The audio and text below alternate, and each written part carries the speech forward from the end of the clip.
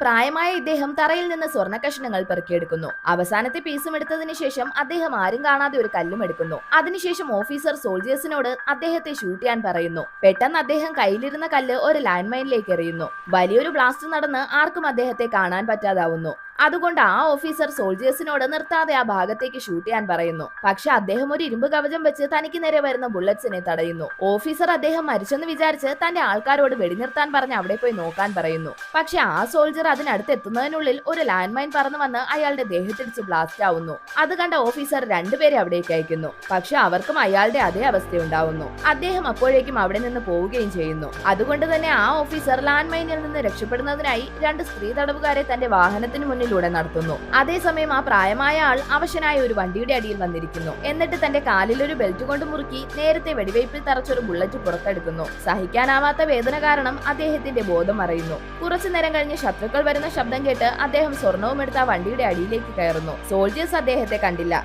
പക്ഷെ മിലിറ്ററി ഡോഗ്സിന് ബ്ലഡിന്റെ മണം കിട്ടുന്നു. അതേസമയം ഇദ്ദേഹം ശത്രുക്കളുടെ വാഹനത്തിനടിയിലേക്ക് വരുന്നു. എന്നിട്ട് അതിന്റെ പെട്രോൾ ടാങ്കിൽ ദ്വാരമുണ്ടാക്കുന്നു. അപ്പോൾ പെട്രോൾ അദ്ദേഹത്തിന്റെ ദേഹത്തേക്ക് വീഴുന്നു. പക്ഷെ അത് പ്രശ്നം കൂടുതൽ വഷളാക്കുന്നു. പെട്രോളിന്റെ മണമടിച്ച ഡോഗ്സ് ഭയങ്കരമായി കുരയ്ക്കാൻ തുടങ്ങുന്നു. സോൾജേഴ്സ് അത് എന്താണെന്ന് അറിയാൻ എല്ലായിടത്തും പരിശോധിക്കാൻ തുടങ്ങുന്നു. പക്ഷെ അപ്പോഴേക്കും അദ്ദേഹം നദിയിലേക്ക് ഓടുന്നു. എന്നാൽ ഡോഗ്സ് അദ്ദേഹത്തെ കാണുന്നു. ഒരു സ്നൈപ്പർ അദ്ദേഹത്തെ കാലിൽ വെടിവെച്ചിടുന്നു. അതേസമയം ഒരു ഡോഗ് അദ്ദേഹത്തിന്റെ അടുത്തേക്ക് ഓടുന്നു. പക്ഷെ അദ്ദേഹം പാനിക്കാവാതെ ഒരു തീപ്പെട്ടി എടുത്ത് തന്റെ ദേഹത്ത് തീ കത്തിക്കുന്നു. തീ കണ്ട ആ ഡോഗ് പേടിച്ചു നിൽക്കുന്നു. ആ തക്കത്തിന് അദ്ദേഹം നദിയിലേക്ക് ചാടാൻ പോകുന്നു. സോൾജേഴ്സ് അദ്ദേഹത്തിന് നേരെ ഭയങ്കരമായി ഷൂട്ട് ചെയ്യാനും തുടങ്ങുന്നു. പക്ഷെ അദ്ദേഹം എങ്ങനെയോ അതിൽ നിന്ന് രക്ഷപ്പെട്ട് വെള്ളത്തിലേക്ക് ചാടുന്നു. അദ്ദേഹത്തിന്റെ തോളിൽ ഉണ്ടായിരുന്ന ഗോൾഡിന്റെ വെയിറ്റ് കാരണം അദ്ദേഹം പൂർണ്ണമായും വെള്ളത്തിനടിയിലേക്ക് മുങ്ങിപ്പോകുന്നു. അവിടെ ഉണ്ടായിരുന്ന ആർക്കും നീന്താൻ അറിയാത്തത് കൊണ്ട് അദ്ദേഹത്തെ ഫോളോ ചെയ്യുന്നില്ല. കുറെ സമയം കഴിഞ്ഞപ്പോൾ അദ്ദേഹത്തിന് ശ്വാസം മുട്ടാൻ തുടങ്ങുന്നു. മുകളിലേക്ക് വന്ന അദ്ദേഹത്തെ ഒരു സോൾജർ ഷൂട്ട് ചെയ്യുന്നു. നദിയിൽ ബ്ലഡിന്റെ നിറമാവുന്നു. അത് കണ്ട് ഓഫീസർ അദ്ദേഹം മരിച്ചെന്ന് വിചാരിച്ച് തന്റെ സോൾജേഴ്സിനോട് പോയി സ്വർണവും എടുത്തുകൊണ്ടുവരാൻ പറയുന്നു. പക്ഷെ അയാൾ വെള്ളത്തിനടിയിലെത്തിയതും ഇദ്ദേഹം അയാളെ കൊല്ലുന്നു. എന്നിട്ട് അയാളുടെ ഓക്സിജൻ എക്യുപ്മെന്റ് എടുക്കുന്നു. അത് കണ്ട് സോൾജേഴ്സ് പേടിക്കുന്നു. പക്ഷെ ഓഫീസർ വീണ്ടും അടുത്ത സോൾജറിനെ വെള്ളത്തിലേക്ക് ചാടാൻ പറയുന്നു.